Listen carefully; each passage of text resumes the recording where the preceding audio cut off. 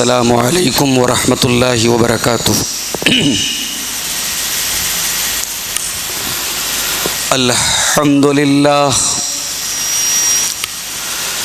نحمده ونستعینه ونستغفره ونعوذ باللہ من شرور انفسنا ومن سیئات اعمالنا، من يهده الله فلا مضل له ومن يضلل فلا هادي له،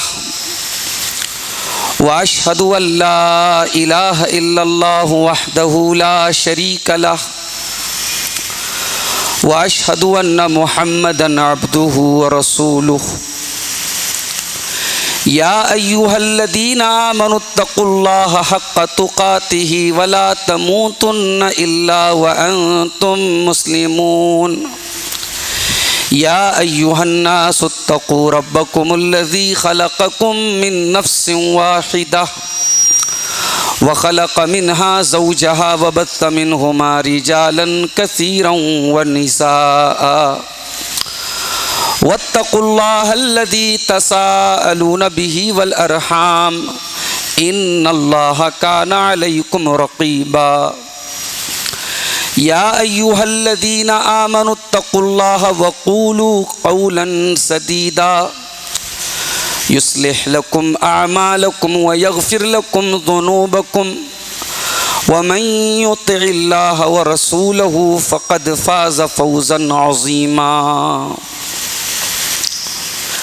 اما بعد فإن خير الحديث كتاب الله وخير الهدي هدي محمد صلى الله عليه وسلم وشر الأمور محدثاتها وكل محدثة بدعة وكل بدعة ضلالة وكل ضلالة في النار۔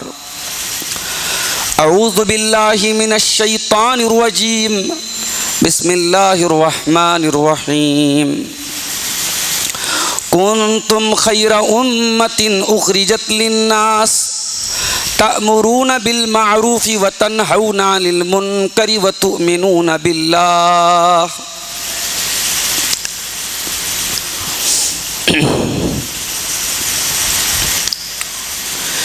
یا رب دل مسلم کو وہ زندہ تمنا دے جو قلب کو گرما دے، جو روح کو تڑپا دے، پھر وادی فاراں کے ہر ذرے کو چمکا دے، پھر ذوق تماشا دے، پھر ذوق تقاضا دے، محروم تماشا کو پھر دیدہ بینا دے۔ دیکھا ہے جو کچھ میں نے اوروں کو بھی دکھلا دے، بھٹکے ہوئے آہو کو پھر سوئے حرم لے چل، اس شہر کے کھوگر کو پھر وسعت صحرا دے۔ پیدا دل ویراں میں پھر شورش محشر کر، اس محمل خالی کو پھر شاہد لیلا دے۔ اس دور کی ظلمت میں ہر قلب پریشاں کو وہ داغ محبت دے، جو چاند کو شرما دے۔ رفعت میں مقاصد کو ہم دوش ثریا کر، خودداری یہ ساحل دے، آزادی یہ دریا دے، بے لوث محبت ہو، بے باک صداقت ہو، سینوں میں اجالا کر دل صورت مینا دے، احساس عنایت کر آثار مصیبت کا، امروز کی شورش میں اندیشہ فردا دے، میں بلبل نالا ہوں ایک اجڑے گلستاں کا، تاثیر کا سائل ہوں محتاج کو داتا دے، یا رب دل مسلم کو وہ زندہ تمنا دے۔ صدر محترم، علماء کرام، محترم بزرگوں، نوجوان ساتھیوں، پردہ نشین ماؤں اور بہنوں، پیارے بچوں، ایک مرتبہ پھر آپ حضرات کی دعوت پر آپ کے اس علاقے جس کو بندی کلاں کے نام سے جانا جاتا ہے آنے کا موقع ملا، اور بڑی خوبصورت یہ مجلس آپ حضرات نے منعقد کی ہے۔ ہمارے عزیز دوست شیخ حفیظ الرحمن سلفی حفظہ اللہ، حضرت ابراہیم علیہ السلام کی سیرت کی روشنی میں قربانی کا اصل مقصد اور قربانی کی روح آپ کو بتا رہے تھے۔ اللہ تعالی ہم سب کو شیخ محترم کی باتوں پر عمل کی توفیق عطا فرمائے، اور صرف اپنے قربانی کے جانوروں پر نہیں، اپنی ناجائز خواہشات پر بھی اور اپنے نفس کے ناجائز تقاضوں پر بھی ہمیں چھری چلانے کی توفیق عطا فرمائے، آمین۔ میرے بھائیوں، آج کے اس پروگرام کے لیے جس موضوع کا میں نے انتخاب کیا ہے وہ قرآن کریم کی جو آیت میں نے آپ کے سامنے پڑھی ہے، اسی آیت کی روشنی میں کچھ باتیں آپ کے سامنے میں رکھنا چاہتا ہوں۔ قرآن کریم میں سورہ آل عمران کی آیت نمبر 110، اس کا ایک ٹکڑا میں نے آپ کے سامنے پڑھا ہے۔ اس آیت میں اللہ تعالیٰ نے اس امت کا مقام بیان کیا ہے۔ امت محمدیہ، اللہ کے آخری نبی جناب محمد الرسول اللہ صلی اللہ علیہ وسلم کی امت کا مقام کیا ہے؟ اللہ نے ڈائریکٹ امت کو خطاب کر کے وہ مقام بتایا ہے، اور اللہ نے جب مقام بتایا ہے تو مقام کے ساتھ ساتھ ذمہ داری بھی بتائی ہے۔ کنتم خیر امت اخرجت للناس، اے مسلمانوں تم دنیا کی سب سے بہترین امت ہو، سب سے اچھی امت ہو، یہ مقام ہے تمہارا۔ تم کوئی معمولی امت نہیں ہو، تم دنیا کی سب سے بہترین کمیونٹی ہو، سب سے بہترین سماج ہو، سب سے بہترین قوم ہو، یہ تمہارا مقام ہے۔ اب یہ مقام تمہیں کیوں ملا ہے؟ دنیا کی اور قوموں کے ہاں، خود ہمارے ہندوستان میں ہمارے برادران وطن کے یہاں آپ ذرا دیکھیں، ان کے یہاں جو طبقاتی تقسیم ہے وہ کس بنیاد پر ہے؟ وہ نسلی بنیاد پر ہے کہ صاحب یہ فلاں نسل کے ہیں اس لیے یہ اچھے ہیں، اور یہ فلاں نسل کے ہیں اس لیے یہ کمتر ہیں۔ اسلام میں ایسا کوئی کانسیپٹ نہیں ہے۔ اسلام میں کوئی نسل کی بنیاد پر، کوئی رنگ کی بنیاد پر، کوئی علاقے کی بنیاد پر، کوئی بھاشا اور لینگویج کی بنیاد پر اعلیٰ اور عرفہ نہیں ہے۔ اسلام اگر اس امت کو ایک اونچا مقام دے رہا ہے، ایک اونچی پوزیشن دے رہا ہے، تو کیوں دے رہا ہے؟ ذرا سنیے گا۔ کنتم خیر امت، اے مسلمانوں تم دنیا کی سب سے بہترین امت ہو، اخرجت للناس، تمہیں لوگوں کے لیے نکالا گیا ہے، تم انسانیت کے لیے پیدا کیے گئے ہو، تم مانوتا کو کچھ دینے کے لیے بھیجے گئے ہو، تمہاری ذات سے انسانیت کا بھلا ہونا چاہیے، تم اس دنیا کو توحید کے نور سے منور کرنے آئے ہو، تمہارے آنے کا مقصد انسانیت کا بھلا کرنا ہے۔ حضرت ربیع بن عامر رضی اللہ تعالیٰ عنہ ایک صحابی ہیں، وہ ایران کے گورنر نے مسلمانوں سے کہا کہ ہم بات کرنا چاہتے ہیں کہ تمہارا مقصد کیا ہے، تم پرشین امپائر سے لڑنا چاہتے ہو، ایران کی طاقت سے لڑنا چاہتے ہو، تمہارا مقصد کیا ہے؟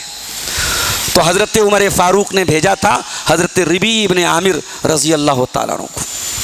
یہ فوجی لباس میں پہنچے اور گھوڑے پر سوار ہو کر کے پہنچے، اور رستم نے اپنے دربار کو بہت سجایا تھا، بہترین قالین بچھایا تھا اور چھت پر قیمتی فانوس لگائے تھے اور بہت اپنے دربار کو سجایا تھا۔ حضرت ربیع آئے، اپنے گھوڑے سے اترے اور اپنے نیزے سے اس قیمتی قالین کو چبھوتے ہوئے ڈائریکٹ جا کر کے رستم کے سامنے کھڑے ہو گئے۔ رستم حیران ہے کہ بھائی یہ کون سی قوم ہے، یہ کون سے لوگ ہیں، اتنا خوبصورت میں نے دربار سجایا اور ان کو کوئی فرق نہیں پڑا، انہوں نے نہ میرے دربار کا قالین دیکھا، نہ میرے جھاڑ اور فانوس دیکھے، نہ میرے دربار کی رونق دیکھی، یہ کون سے لوگ ہیں؟ تو رستم نے پوچھا کیوں آئے ہو تم، کیوں آئے ہو، کیا مقصد ہے تمہارا؟ حضرت ربیع رضی اللہ تعالیٰ عنہ نے جواب دیا، جئنا لنخرج العباد من عبادت العباد الى عبادت اللہ ومن ضیق الدنیا الى ساعت الاخرہ ومن جور الادیان الى عدل الاسلام۔ اے ایران کے کمانڈر رستم، کان کھول کے سن لے، ہم مسلمانوں کا مقصد سن لے، ہم کیوں دنیا میں آئے ہیں؟ ہم اس لیے دنیا میں آئے ہیں تاکہ لوگوں کو بندوں کی غلامی سے نکال کر کے اللہ کا بندہ بنا دیں۔ لوگ ایک دوسرے کے آگے سجدہ کر رہے ہیں، کوئی پتھر کے آگے سر جھکا رہا ہے، کوئی بادشاہوں کے آگے سر جھکا رہا ہے، کوئی پیڑ کی عبادت کر رہا ہے، کوئی پتھر کی عبادت کر رہا ہے۔ ہم بندوں کی غلامی سے نکال کر اللہ کا غلام، اللہ کا بندہ بنانے آئے ہیں۔ وَمِن ضِيقِ الدُّنْيَا إِلَىٰ سَاعَةِ الْآخِرَةِ۔ اور اے رستم، دنیا والے تو صرف دنیا کے بارے میں سوچتے ہیں، دنیا کی چند دن کی زندگی کے بارے میں سوچتے ہیں، ہم آخرت کی وسعتوں کے بارے میں سوچنے کے لیے دنیا میں آئے ہیں، ہم جنت کی تیاری کرنے کے لیے دنیا میں آئے ہیں۔ وَمِن جَوْرِ الْأَدْيَانِ إِلَىٰ عَدْلِ الْإِسْلَامِ۔ اور اے رستم، انسانوں کے بنائے ہوئے ان باطل مذاہب نے اور ان باطل ادیان نے جو لوگوں پر ظلم و ستم ڈھایا ہے، اس ظلم و ستم سے نکال کر اسلام کے عدل و انصاف کے سائے میں ڈالنے کے لیے اور اسلام کی شانتی کی چھایا میں ڈالنے کے لیے ہم دنیا میں آئے ہیں۔ یہ مقصد ہے ہمارا، ہم اس لیے دنیا میں آئے ہیں۔ اخرجت للناس، اے مسلمانوں، تم مانوتا کو کچھ دینے کے لیے آئے ہو۔ تامرون بالمعروف، تمہاری پہچان یہ ہے تم دنیا کو نیکی کا حکم دیتے ہو، وَتَنْهَوْنَ عَنِ الْمُنْكَرِ، اور برائی سے روکتے ہو۔ تمہاری آنکھوں کے سامنے زنا کیا جائے، تمہارے سامنے قتل کیا جائے، تمہارے سامنے لڑکیاں بے پردہ ہو کر کے گھومیں اور تمہارے کانوں پہ کوئی جو نہ رینگے، یہ نہیں ہو سکتا۔ تم برائی کو دیکھ کے خاموش نہیں بیٹھ سکتے۔ تامرون بالمعروف، تم دنیا کو بھلائی کا حکم دینے کے لیے آئے ہو، وتنہون عن المنکر، اور برائیوں سے روکنے کے لیے آئے ہو۔ یہ اس امت کی خصوصیت ہے میرے پیارے ساتھی، اس امت کا کام ہے، یہ اس امت کی ڈیوٹی ہے، یہ برائی سے روکنا اور نیکی کا حکم دینا۔ بنی اسرائیل کیوں برباد ہوئے؟ بنی اسرائیل پر کیوں اللہ کی لعنت برسی؟ بنی اسرائیل کیوں نبیوں کی بددعا کے حقدار بنے؟ قرآن اٹھائیے، لعن الذین کفروا من بنی اسرائیل علی لسان داؤد و عیسی ابن مریم بنی اسرائیل کے اوپر حضرت داؤد نے بھی لعنت کی اور حضرت عیسیٰ ابن مریم نے بھی لعنت کی. ذالک بما عصوا وکانوا یعتدون. یہ بنی اسرائیل بہت بڑے اللہ کے نافرمان تھے اور حد سے زیادہ تجاوز کرنے والے تھے. کانوا لا یتناہون عن منکر فعلوہ. یہ برائیاں کرتے تھے، برائیوں سے روکنے کا کام نہیں کرتے تھے. ان کے سماج میں ان کے علماء نے بھی برائی سے روکنے کا کام بند کر دیا تھا. ان کے دعات اور مبلغین نے بھی برائی سے روکنے کا کام بند کر دیا تھا. اللہ کا شکر ادا کیجئے. یہ جلسے، یہ پروگرام، یہ دعوتی ایکٹیویٹیز جب تک ہیں، اسلامی سماج میں سمجھیے کہ نبض چل رہی ہے، سانس چل رہی ہے. جس دن یہ ایکٹیویٹیز بھی بند ہو گئی، یہ ممبروں سے حرام کو حرام کہنا بند کر دیا گیا، توحید کو توحید کہنا بند کر دیا گیا، شرک کو شرک کہنا بند کر دیا گیا، بدعت کو بدعت کہنا بند کر دیا گیا، سمجھ جاؤ کہ اس دن سماج کی موت ہو جائے گی. اس دن اس امت کی ہلاکت کا دن ہوگا میرے پیارے ساتھیوں. برائی کو برائی کہنا یہ ڈیوٹی ہے ہماری. افسوس کی بات ہے، جس امت کا کام تھا برائی سے روکنا، وہ امت آج خود برائیوں میں مبتلا ہو گئی. کیا بچہ، کیا جوان، کیا بوڑھا، کیا مرد، کیا عورت، سماج کا کون سا ایسا طبقہ ہے جو آج گندگیوں میں لپت نہیں ہے، برائیوں میں ملوث نہیں ہے؟ کون سی برائی ہے جو آج مسلم معاشرے میں شامل نہیں ہے میرے پیارے ساتھیوں؟ سود کا لین دین ہمارے سماج میں ہو رہا ہے. شادی بیاہ میں جم کر کے بے حیائی، بے پردگی، فضول خرچی ہمارے یہاں ہو رہی ہے. نوجوان لڑکوں کا حال یہ ہے، تعلیم کے میدان میں کوئی کامیابی نہیں ہے. ہائی اسکول کر لیا، انٹر کر لیا بڑی مشکل سے، اس کے بعد کھانے کمانے میں لگ گئے. ایک بڑا طبقہ نوجوانوں کا نشہ کر رہا ہے، کوئی شراب کا نشہ کر رہا ہے، کوئی اسموکنگ کر رہا ہے، کوئی ڈرگس لے رہا ہے. ایک بڑا طبقہ مسلمان نوجوانوں کا نشے کا شکار ہے. لڑکیاں اعلیٰ تعلیم حاصل کر رہی ہیں، کالجوں اور یونیورسٹیوں میں جا رہی ہیں. باپ تو یہ سمجھ رہا ہے کہ ہماری بیٹی اعلیٰ تعلیم حاصل کر رہی ہے اور بیٹی وہاں جا کر کے اپنے پردے کا جنازہ نکال رہی ہے، اپنی عزت کا جنازہ نکال رہی ہے. آپ جا کے ذرا کالجوں کا جائزہ لے لیں، ذرا یونیورسٹیوں کا جائزہ لے لیں، آپ دانتوں تلے انگلی دبانے پر مجبور ہو جائیں گے کہ وہ لڑکیاں جو گھر سے پردے میں نکلتی ہیں، جو سر سے پیر تک حجاب میں نکلتی ہیں، کالج میں جانے کے بعد وہ سارا حجاب لپیٹ کر کے بیگ میں رکھ دیا جاتا ہے. یہ حال ہماری قوم کی بچیوں کا ہے. ایک بڑی تعداد مسلمان لڑکیوں کی 4 کتابیں پڑھ کے 4 ڈگریاں حاصل کر کے اسلام پر اعتراض کر رہی ہے، مرتد ہو رہی ہے، ملحد ہو رہی ہے، ایتھیزم کا شکار ہو رہی ہے، ایتھیسٹ بن رہی ہے. کنتم خیر امت اخرجت للناس. قرآن کریم کی یہ آیت 1400 سال بعد بھی ہمارے کانوں سے ٹکرا رہی ہے میرے پیارے ساتھیوں، اور ہم سے یہ کہہ رہی ہے کہ اے مسلمان، تو کیا تھا اور تجھے کیا ہونا چاہیے تھا اور تو کیا ہو گیا ہے. اخرجت للناس، تجھے انسانوں کے لیے نکالا گیا ہے. تامرون بالمعروف، تو نیکی کا حکم دینے والا ہے. وتنہون عن المنکر، تو برائیوں سے روکنے والا ہے. وتؤمنون باللہ، اور اے مسلمان تو دنیا کی اکلوتی قوم ہے جو اللہ پر ایمان رکھتی ہے. اسی ملک میں مسلمانوں سے نفرت کا یہ عالم ہے کہ ملک کی کیپٹل راجدھانی دلی میں مسلمانوں سے اپنے آپ کو دور کرنے کے لیے سور پالے جا رہے ہیں. دیکھا ہوگا آپ نے نیوز، دیکھا ہوگا آپ نے ویڈیو کہ باقاعدہ ایک عورت جس پلیٹ میں کھانا کھا رہی ہے اسی پلیٹ میں سور کا بچہ بھی ساتھ میں کھانا کھا رہا ہے.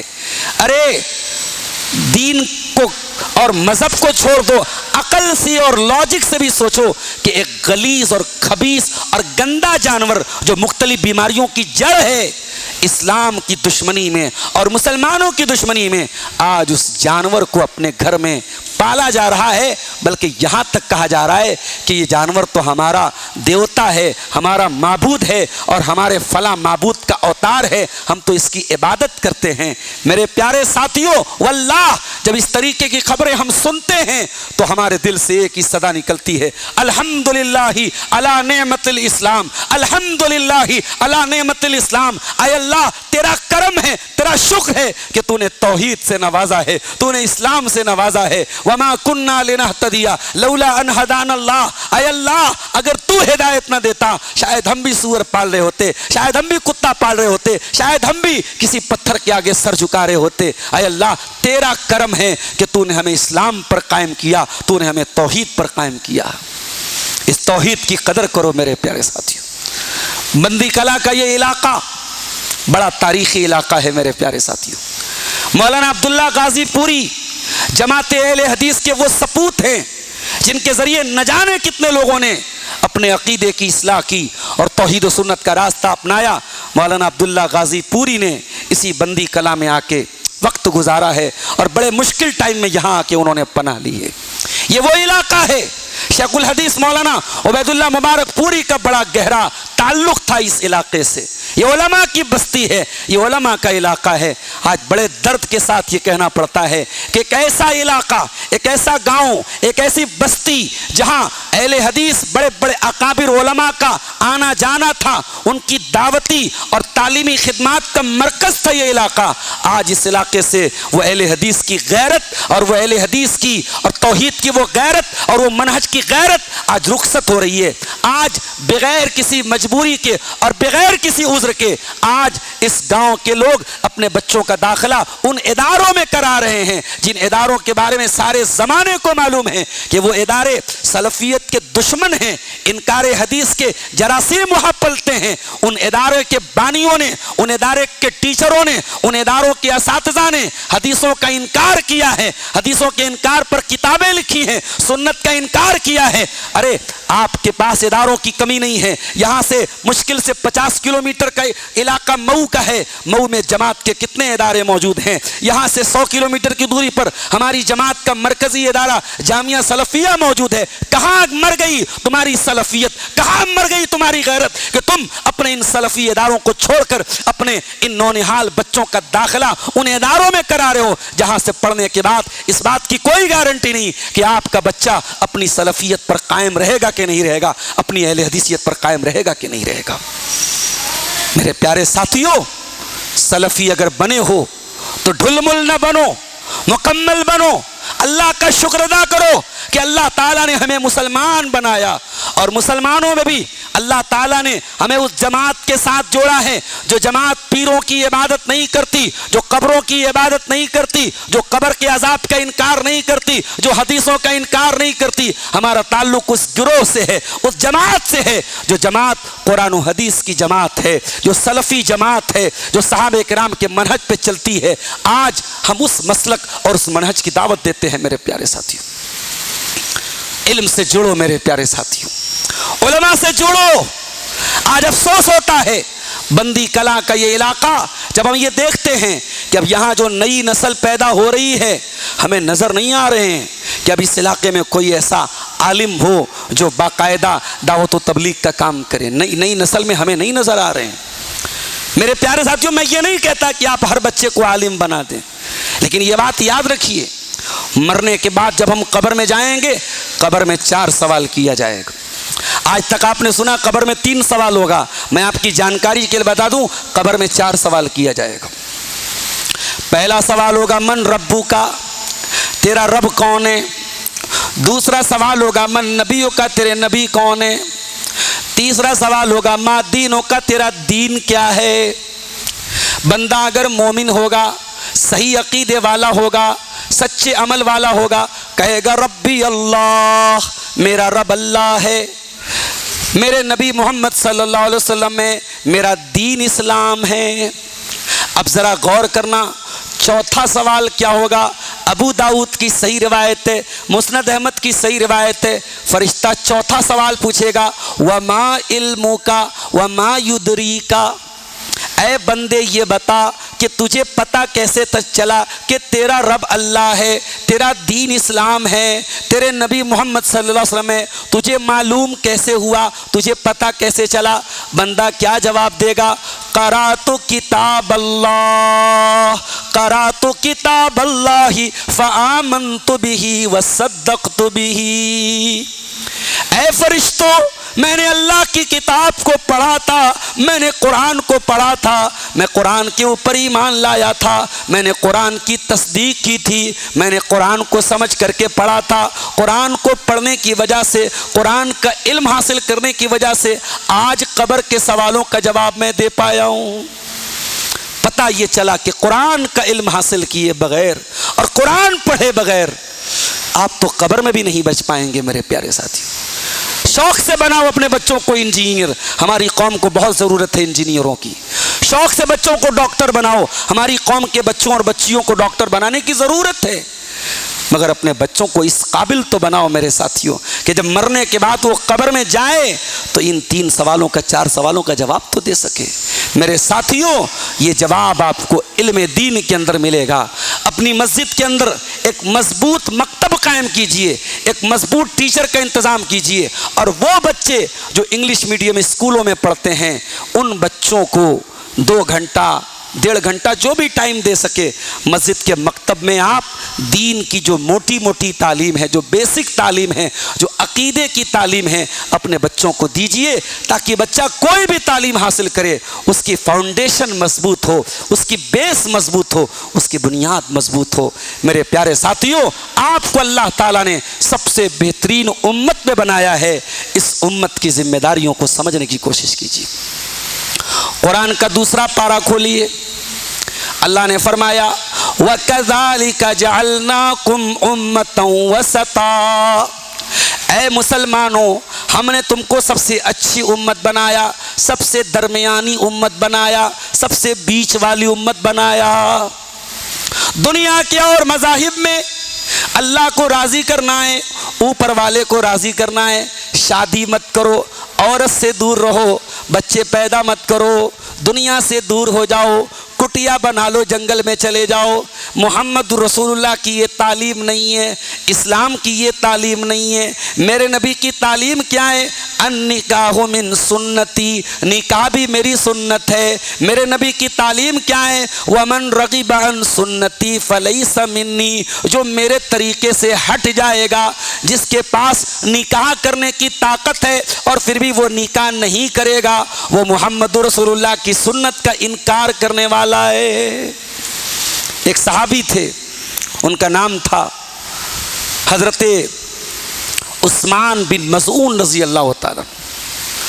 انہوں نے اپنے آپ کو خصی کرنے کا ارادہ کیا۔ خصی سمجھتے ہیں؟ بکرا لینے آپ جاتے ہیں نا، بکرا 2 طریقے کا ہوتا ہے، ایک ہوتا ہے خصی جس کو بولتے ہیں۔ خصی کون سا بکرا ہوتا ہے؟ جس جانور کو ہم اس لائق نہیں چھوڑتے ہیں کہ اب وہ اور اپنی نسل کو آگے بڑھا سکے، اس کو خصی بولتے ہیں۔ تو حضرت عثمان ابن مظعون نے اپنے آپ کو خصی کرنے کا ارادہ کیا کہ میں اس قابل ہی نہ رہوں کہ میں شادی کروں اور عورت کے فتنے میں پڑھوں۔ اللہ کے نبی کو پتہ چلا، آپ نے فرمایا اے عثمان، مجھے تو یہ حکم نہیں دیا گیا، یہ کون سی شریعت پہ تو چل رہا ہے؟ اے عثمان، مجھے تو حکم دیا گیا ہے ان کہا میں نکاح کروں، میں بیوی کا حق ادا کروں۔ اے عثمان، تو کون سی سنت پر عمل کر رہا ہے؟ آپ نے منع کیا اپنے صحابی کو۔ ایک اور صحابی جن کا نام عبداللہ بن عمرو بن عاص تھا، ان کی شادی ہو گئی، بیوی کا حق ادا نہیں کر رہے تھے، بیوی کے پاس نہیں جا رہے تھے، رات بھر تہجد کی نماز پڑھتے تھے، دن میں روزہ رکھتے تھے۔ اللہ کے پیارے نبی کو پتہ چلا، آپ نے ان کو بلوایا، بڑے پیار سے سمجھایا، بڑی محبت سے سمجھایا، فرمایا اے عبداللہ، مجھے پتہ لگا ہے انک تصوم النہار وتقوم اللیل، تم دن میں روزہ رکھتے ہو، رات میں تہجد پڑھتے ہو۔ اے عبداللہ، بہت اچھی بات ہے، لیکن کان کھول کے سن لو، ان لربک علیک حقا وان لزوجک علیک حقا وان لنفسک علیک حقا۔ اے عبداللہ، تیرے رب کا بھی تیرے اوپر حق ہے، تیری جان کا بھی تیرے اوپر حق ہے، تیری بیوی کا بھی تیرے اوپر حق ہے۔ اے عبداللہ، سب کا حق ادا کرو۔ اسلام سب کا حق ادا کرنے کی تعلیم دیتا ہے۔ اللہ اکبر! اتنا پیارا دین ہمیں ملا ہے، اتنا پیارا دین ملا ہے۔ کبھی آپ غور کیجئے، اللہ نے ہمیں کتنا پیارا دین دیا ہے میرے ساتھ۔ اس دین میں کتنی آسانی ہے۔ یرید اللہ بکم الیسر ولا یرید بکم العسر۔ اللہ تعالیٰ تمہارے ساتھ آسانی چاہتا ہے، مشکل نہیں چاہتا ہے۔ رمضان میں 14 گھنٹے روزہ رکھنے کا حکم دیا گیا، لیکن روزہ رکھنے میں بھی اگر کوئی شوگر کا پیشنٹ ہے، کوئی بیمار آدمی ہے، فرمایا فمن کان منکم مریضا، اگر کوئی بیمار آدمی ہے او علی سفر، یا سفر میں چلا گیا ہے، فعدۃ من ایام اخر، بعد میں اپنے روزے کو پورا کر لے، اس وقت روزہ چھوڑ سکتا ہے۔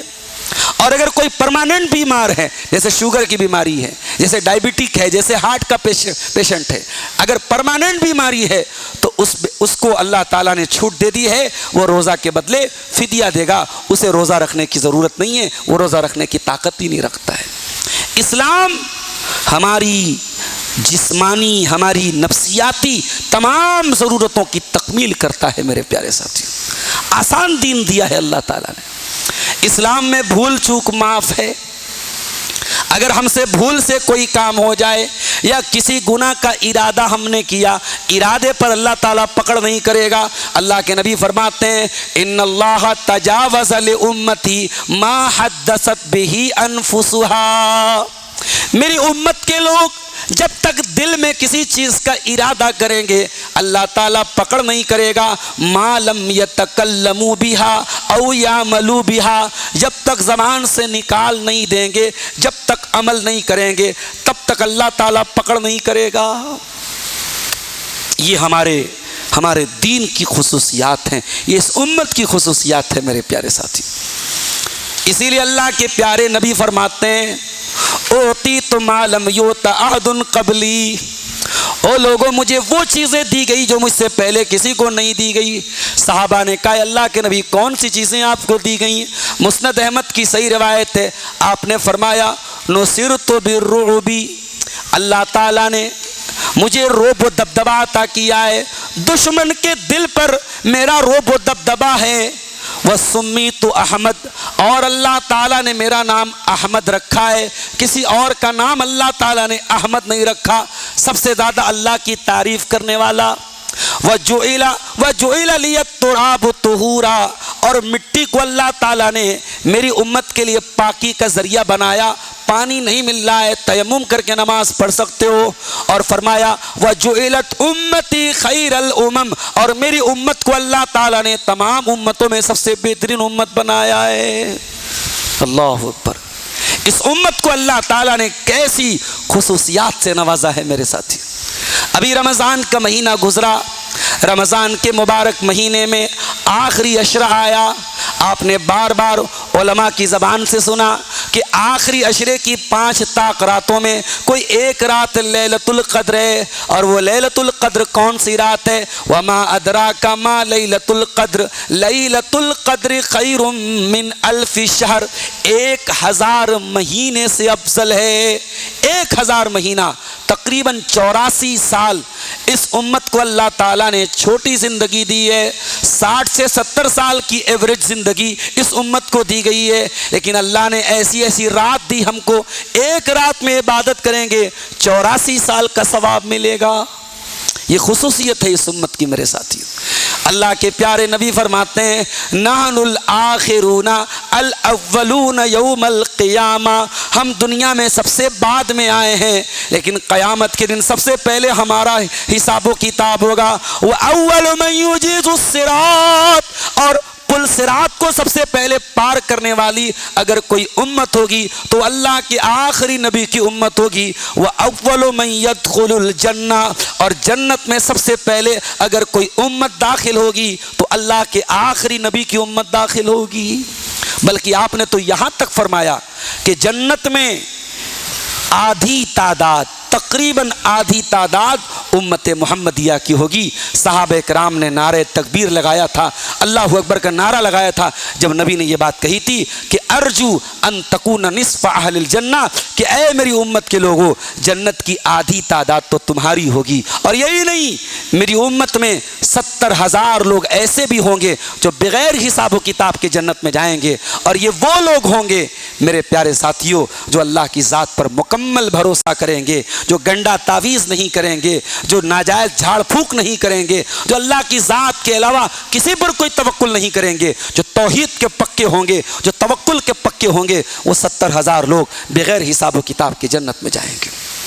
یہ اس امت کی خاص بات ہے۔ ہم لوگ نماز پڑھتے ہیں، نماز میں جب صف لگاتے ہیں، کندھے سے کندھا ملا کے کھڑے ہوتے ہیں، پیر سے پیر ملا کے کھڑے ہوتے ہیں۔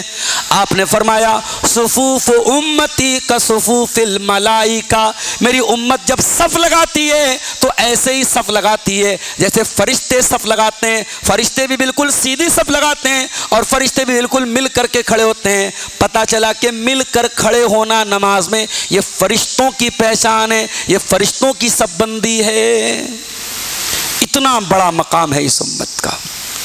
ایک اور حدیث آپ کو سنانا چاہتا ہوں امت کے مقام کے اوپر، بڑی پیاری حدیث ہے، بڑے غور سے سنیے گا۔ صحیح مسلم کی روایت ہے، اللہ کے پیارے نبی فرماتے ہیں ان اللہ زوالی الارض، اللہ تعالیٰ نے پوری زمین کو میرے سامنے پیش کر دیا۔ جیسے آج کے زمانے میں آپ سیٹلائٹ کے ذریعے پوری زمین کی تصویر دیکھ سکتے ہیں۔ 1400 سال پہلے اللہ تعالیٰ نے اپنے نبی کو پوری زمین کا ایک ویڈیو دکھایا۔ ان اللہ زوالی الارض، اللہ تعالیٰ نے زمین کو سمیٹ کر کے میرے سامنے رکھ دیا۔ فرأیت مشارقہا و مغاربہا، میں نے زمین کا پورب کا حصہ بھی دیکھا، میں نے زمین کا پچھم کا حصہ بھی دیکھا۔ وَإِنَّ أُمَّتِي سَيَبْلُغُ مُلْكُهَا مَا زُوِيَ لِي، اور زمین کا جہاں جہاں کا حصہ میرے سامنے پیش کیا گیا، میری امت وہاں تک اس کی بادشاہت پہنچے گی، میری امت کی طاقت وہاں تک پہنچے گی، وہاں تک توحید کا جھنڈا پہنچے گا، وہاں تک توحید کی آواز پہنچے گی۔ ارے مایوس کیوں ہوتے ہو؟ یہ چند ہوا کے تھپیڑے آئے اور تم مایوس ہو گئے۔ اس ملک میں بڑی نفرت کی ہوائیں چل رہی ہیں، مگر ایسا نہیں کہ اسلام ختم ہو گیا یا ختم ہو جائے گا، نہیں ختم ہوگا اسلام۔ ذرا سنیے گا اس امت کی بشارت کیا دی اللہ کے نبی نے۔ فرمایا جہاں جہاں زمین کا نقشہ میرے سامنے پیش کیا گیا وہاں وہاں میری امت کی حکومت پہنچے گی۔ پھر فرمایا وَسَأَلْتُ رَبِّي عَزَّ وَجَلَّ أَلَّا يُهْلِكَ أُمَّتِي بِسَنَةٍ عَامَّةٍ، میں نے اللہ تعالیٰ سے دعا کی اے اللہ میری امت کے اوپر کوئی ایسا عذاب مت بھیج دینا کہ میری پوری امت ہلاک ہو جائے۔ اللہ نے اپنے نبی کی یہ دعا سن لی کہ اے نبی آپ کی امت پر کوئی ایسا عذاب نہیں آئے گا کہ پوری امت ختم ہو جائے، ایسا کبھی عذاب نہیں آئے گا۔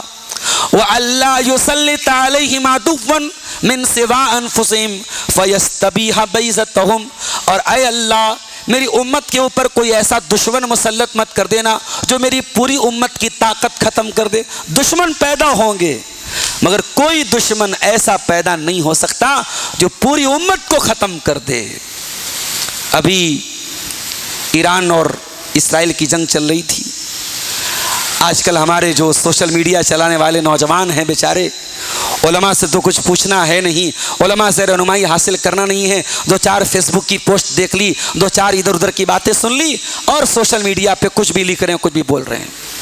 یہ بات یاد رکھو میرے ساتھیوں، ایران اور اسرائیل کی جنگ میں جو لوگ مرے ہیں، جو تعداد ہے، جو فگر ہے، وہ 1000 کے اندر ہے، اور بشار الاسد اور اس کے باپ حافظ الاسد نے پچھلے 40 سالوں میں ملک کے شام کے اندر، سیریا کے اندر لاکھوں مسلمانوں کو قتل کیا ہے، اور اتنی بے دردی سے قتل کیا ہے۔ ابھی ایک انہی مجرموں میں سے ایک مجرم کا اقبال جرم آیا ہے، ویڈیو آیا ہے باقاعدہ، اس نے کہا کہ 150 شامی مسلمانوں کو ایک ساتھ میں نے گولیوں سے بھونا تھا اور ان کے بعد ان کو جلا ڈالا تھا، ان کی پوری لاش کو جلا دیا تھا۔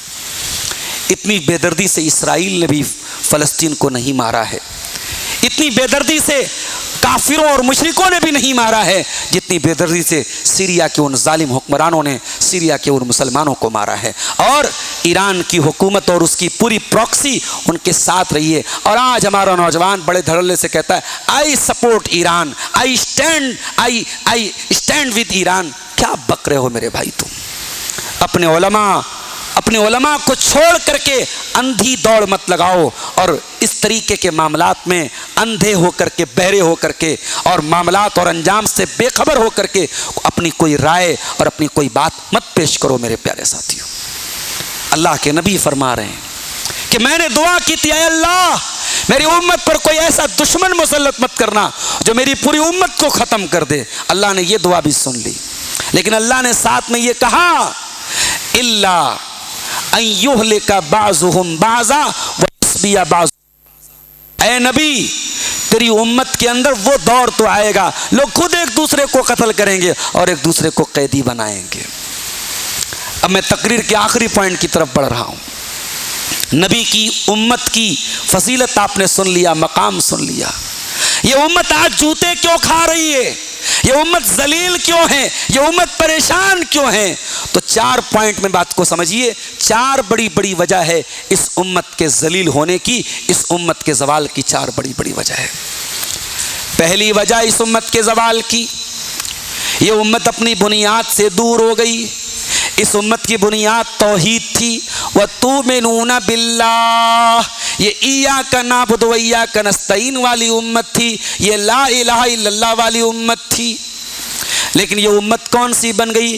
قبروں پر سر جھکانے والی امت بن گئی۔ یہ غریب نواز اور بندہ نواز اور غوث اعظم اور مشکل کشا اور دستگیر کا خطاب اللہ کے بندوں کو دینے لگی، اور مولانا الطاف حسین حالی کو کہنا پڑا کہ وہ دین جس سے توحید پھیلی جہاں میں وہ بدلا گیا آ کے ہندوستان میں۔ توحید کو ہم نے ختم کر دیا میرے ساتھی۔ ایک بڑا طبقہ امت کا، اس کے اندر توحید نام کی کوئی غیرت ہی نہیں ہے۔ اسی اتر پردیش میں 150 کلومیٹر آپ کے یہاں سے دور ایک جگہ ہے اکبر پور، وہاں کبھی آپ کا سفر ہو ٹرینوں پر دیکھیے، مزار کا اور قبر کو دھونے کے بعد جو گندا پانی ہوتا ہے اسے ڈرم میں بھر بھر کے لوگ لاتے ہیں کہ صاحب یہ کچھوچا شریف کا پانی ہے۔ اگر وہ کچھوچا شریف کا پانی وہ برکت والا پانی اور بیماروں کو شفا دینے والا پانی ہے تو بنارس کی گنگا کا پانی بھی پھر پوتر ہے، پھر اس پر آپ کو اعتراض کیوں ہوتا ہے؟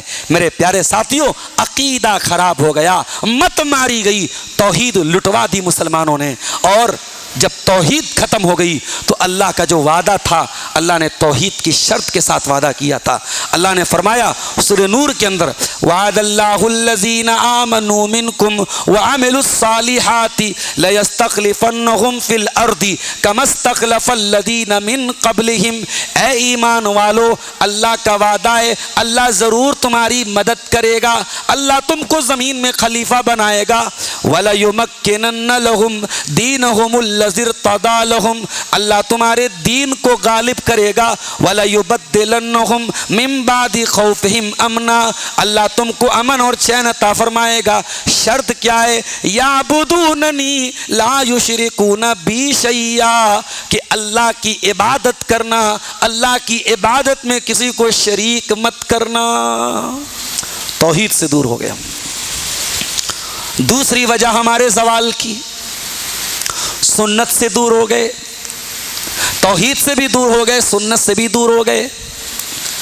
اب سنت میں بہت ساری چیزیں آ گئی میرے ساتھیوں، چہرے دیکھ لو اپنے، لباس دیکھ لو اپنے، عورتوں کی زندگی دیکھ لو اپنی، شادیاں دیکھ لو اپنی، لین دین دیکھ لو اپنا۔ سنت کا مطلب صرف سینے پر ہاتھ باندھنا نہیں ہے، صرف رفع الیدین کرنا نہیں ہے، صرف 8 رکعت تراویح پڑھنا نہیں ہے۔ سنت کا مطلب یہ زندگی کے تمام مسائل میں جناب محمد رسول اللہ کو آئیڈیل ماننا۔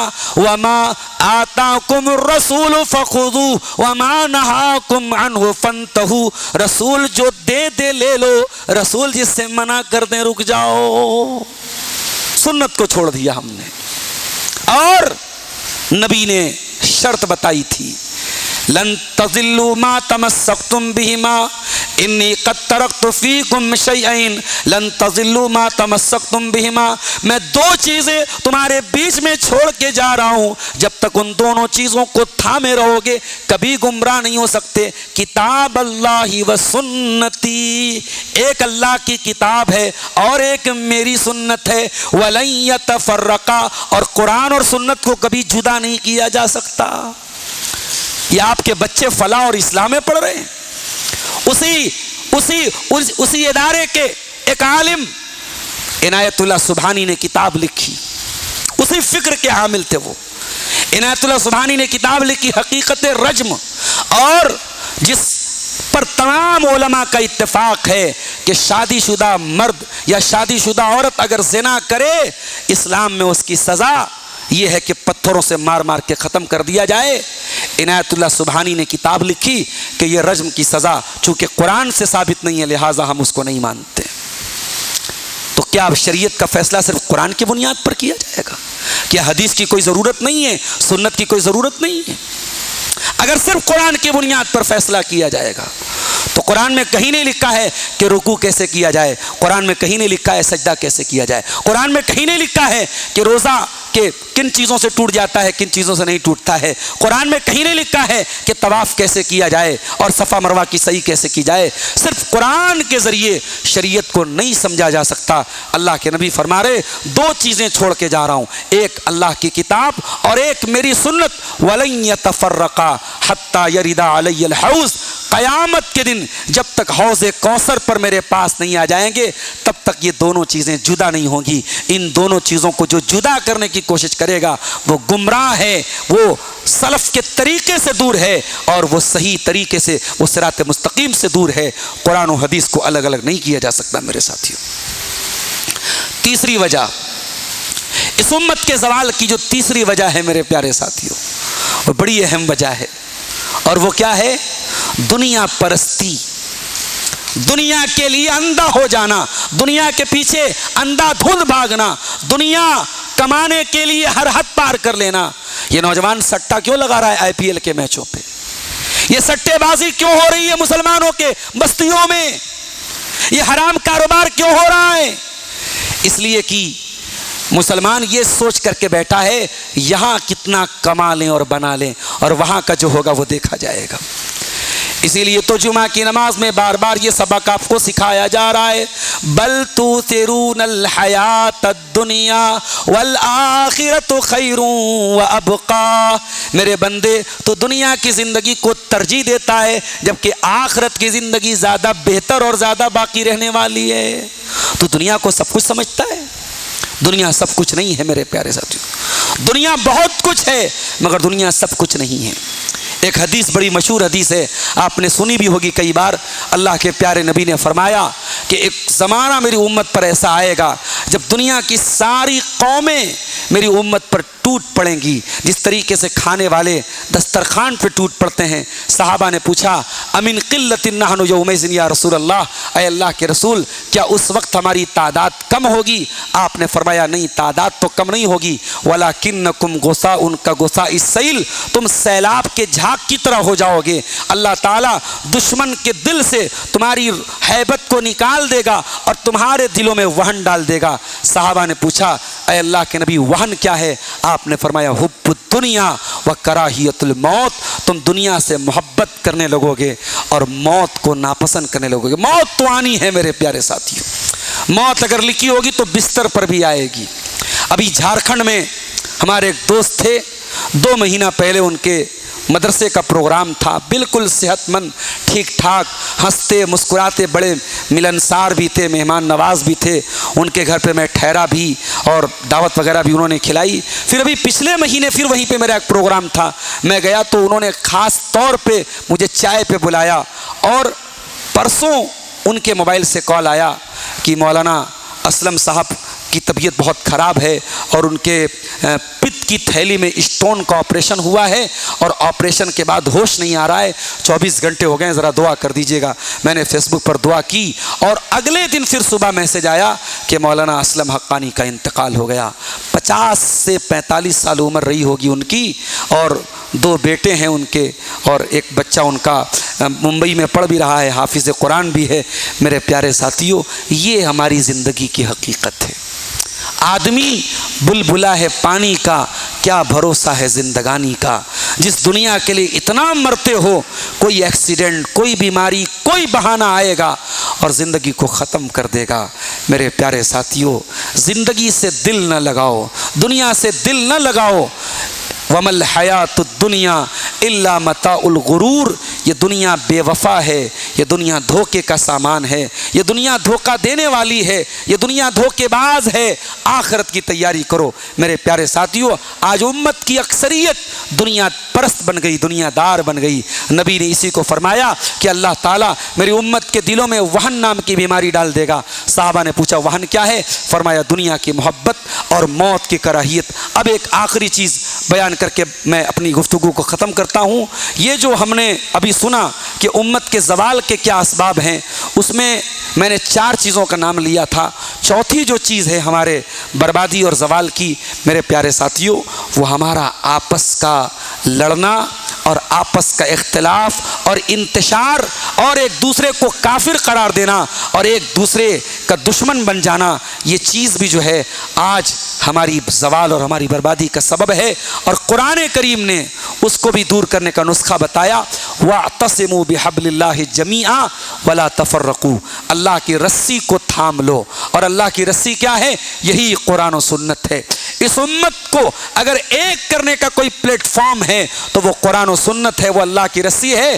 اللہ کی رسی کو مل کر کے تھام لو۔ وَلَا تَفَرَّقُوا، اور فرقوں میں نہ بٹو، ٹولیوں میں نہ بٹو۔ کہیں ہم مسلک کے نام پہ بٹے ہیں، کہیں برادری کے نام پہ بٹے ہیں۔ بہار کے بعض علاقوں میں اور اسی یو پی کے بعض علاقوں میں جاتا ہوں، برادریوں کی ایسی تفریق ہے کہ اللہ کی پناہ۔ یہ نائی برادری کے لوگ ہیں، ان کی مسجد الگ ہے۔ یہ انصاری برادری کے لوگ ہیں، ان کی مسجد الگ ہے۔ یہ شیخ برادری کے لوگ ہیں، ان کی مسجد الگ۔ مسجدوں کا بٹوارہ بھی برادری کے نام پہ ہو رہا ہے۔ بہار کے گاؤں میں باقاعدہ روڈ پر دیوار کھڑی کر دی گئی، یہ انصاریوں کا راستہ ہے، یہ شیخوں کا راستہ ہے۔ برادریوں کے نام پہ ہم بڑھ گئے، مسلکوں کے نام پہ بڑھ گئے۔ اتنی نفرت پیدا کر دی گئی کہ ایک مسلک کا مسلمان اگر جنازے کی نماز پڑھا دے، فتویٰ آ گیا کہ دوسرے مسلک کے جتنے لوگوں نے جنازہ پڑھا ہے سب کا نکاح ٹوٹ گیا، دوبارہ سب کا نکاح پڑھایا جائے۔ میرے پیارے ساتھیوں، قرآن کہہ رہا ہے وَلَا تَفَرَّقُوا، فرقوں میں نہ بٹو، اتحاد پیدا کرو۔ اور اتحاد کیسے پیدا ہوگا؟ اللہ کی رسی کو تھام کر کے پیدا ہوگا۔ میرے پیارے ساتھیوں، ہم توحید کی دعوت دیتے ہیں، ہم سلفیت کی دعوت دیتے ہیں، لیکن ہم کبھی یہ نہیں کہتے کہ آپ دوسرے مسلک کے تمام مسلمانوں سے رشتے ناطے تعلقات بند کر دیجئے۔ آپ کو انہیں توحید کی دعوت دینا ہے، انہیں صحیح عقیدہ سمجھانا ہے، صحیح عقیدہ بتانا ہے۔ اگر آپ کے کوئی دوست ہیں، آپ کے تعلقات کے، آپ کے پڑوسی ہیں اور وہ غلط عقیدے کے شکار ہیں اور غلط راستے پہ چل رہے ہیں، ان کی اصلاح کیسے ہوگی اگر آپ دور ہو جائیں گے؟ میرے پیارے ساتھیوں، دین کی بنیاد پر اور عقیدے کی بنیاد پر ہمارے اندر اتحاد ہونا چاہیے۔ اللہ کے نبی نے فرمایا المؤمن للمؤمن کالبنیان یشد بعضہ بعضا، کہ مومن کے لیے ایسا ہونا چاہیے جیسے ایک عمارت ہوتی ہے، ایک بلڈنگ ہوتی ہے، ایک بلڈنگ کا ہر حصہ دوسرے حصے کو طاقت دیتا ہے، ایک مومن کو طاقت دینا چاہیے۔ اللہ کے پیارے نبی نے ایک دوسری حدیث میں فرمایا کہ مسلمانوں کی آپس کی محبت اور ہمدردی کی مثال ایسی ہے جیسے انسان کا جسم ہوتا ہے، انسان کے جسم میں کہیں ایک کانٹا بھی چبھتا ہے تو پورا بدن بے چین ہو جاتا ہے۔ وہ محبت اور وہ ایکتا اور وہ اتحاد امت مسلمہ کے اندر ہونا چاہیے۔ میرے پیارے ساتھیوں، امت مسلمہ کے فرائض اور اس کی ذمہ داریاں اور اس کی خصوصیات کے موضوع پر یہ چند باتیں آپ کے سامنے رکھی گئیں۔ میں امید کرتا ہوں کہ ان باتوں کی روشنی میں ہم اپنا محاسبہ کریں گے، اپنی کمیوں کو ہم دور کریں گے، اور جو اللہ تعالیٰ نے اس امت کی ڈیوٹی قرار دی ہے کہ ہم انسانیت کا بھلا کرنے کے لیے آئے ہیں، ہم نیکی کا حکم دینے کے لیے آئے ہیں، ہم برائی سے روکنے کے لیے آئے ہیں، ہم اللہ پر ایمان رکھنے کے لیے آئے ہیں، ان خصوصیات کو ہم اپنے اندر پیدا کریں گے۔ رب العالمین سے دعا ہے الہ العالمین تو ہم سب کو اپنی اصلاح کرنے کی توفیق عطا فرما۔ الہ العالمین خیر امت کی جو ذمہ داریاں ہیں وہ ہمیں نبھانے کی توفیق عطا فرما، اپنی کمیوں اور کوتاہیوں کو دور کرنے کی توفیق عطا فرما، ہمارے نوجوانوں کی اصلاح فرما، ہماری ماں بہنوں کی اصلاح فرما۔ اے اللہ، ہم جس منہج پہ چلتے ہیں، سلفی منہج، قرآن و حدیث کا منہج، اس منہج کی غیرت ہمیں اپنے اندر پیدا کرنے کی توفیق عطا فرما، اپنے بچوں کو دینی تعلیم دینے کا جذبہ۔ ابھی مئو کے ہمارے ایک ساتھی آئے ہیں، بتانے لگے کہ مئو میں جو ادارے ہیں، کئی ادارے مئو کے اندر چل رہے ہیں، لیکن جو داخلے ہو رہے ہیں سب باہر کے بچوں کے داخلے ہو رہے ہیں۔ مئو جیسی سرزمین پر جہاں خود بڑے بڑے علماء ہیں اور اتنے سارے ادارے ہیں، وہاں کے لوکل لوگ جو مقامی لوگ ہیں اپنے بچوں کو عالم بنانا نہیں چاہتے ہیں، دینی اداروں میں ڈالنا نہیں چاہتے ہیں۔ میں بار بار یہ بات کہتا ہوں، سارے بچوں کو عالم بناؤ، میں یہ نہیں کہتا ہوں، لیکن اگر آپ کے علاقے میں اتنے بڑے بڑے ادارے ہیں جہاں بہار سے، بنگال سے، دلی سے، ممبئی سے لوگ آ کے تعلیم حاصل کریں اور آپ خود بنارس اور مئو میں رہ کر کے ان اداروں سے فائدہ نہ اٹھائیں، تو یہ بہت افسوس کی بات ہے میرے پیارے ساتھیوں۔ ہو سکے تو اپنے بچوں اور بچیوں میں سے کسی ایک بچے کو اور کسی ایک بچی کو اس قابل بناؤ کہ وہ دین کے مسئلے میں آپ کی رہنمائی کر سکے، حلال اور حرام کے بارے میں بتا سکے، جائز اور ناجائز کے بارے میں بتا سکے۔ اللہ تعالیٰ جو ہم میں سے صاحب اولاد ہیں ان کو یہ جذبہ عطا فرمائے، ہم میں سے بیماروں کو اللہ تعالیٰ شفاء کاملہ عاجلہ عطا فرمائے، جو روزی روٹی سے پریشان ہیں اللہ ان کے کاروبار میں برکت عطا فرمائے، اللہ حلال روزی عطا فرمائے، اللہ جب تک دنیا میں زندہ رکھے اسلام پر زندہ رکھے اور ایمان پر ہمارا خاتمہ ہو، آمین۔ ربنا تقبل منا انک انت السمیع العلیم وتب علینا انک انت التواب الرحیم، وصلی اللہ تعالی علی نبینا محمد وعلی آلہ وصحبہ اجمعین، والسلام علیکم ورحمۃ اللہ وبرکاتہ۔